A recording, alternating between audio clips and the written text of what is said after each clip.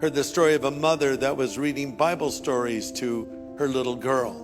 And as she heard the great stories of the heroes of the Bible, Moses, Joshua, Daniel, Esther, and others, she said, "Mommy, it seems like God was more exciting back then."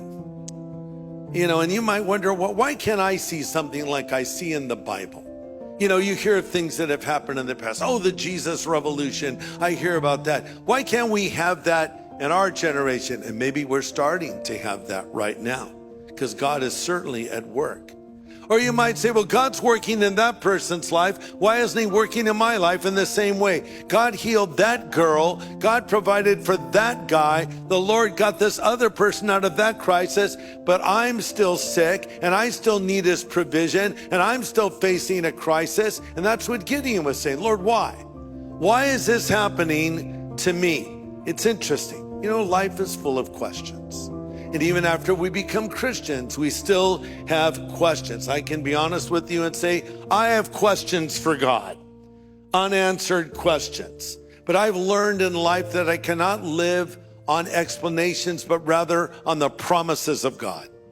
But one day, all of my questions are going to be answered, and yours are going to be too, when we stand before God.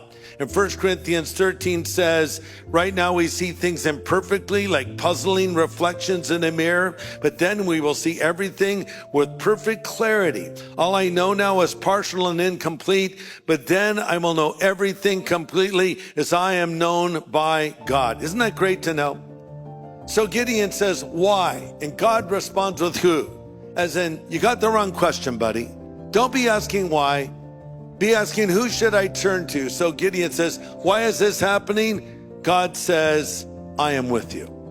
I'm with you. That's the answer I'm giving to you. You are not alone in what you are facing, and Christ appears to him.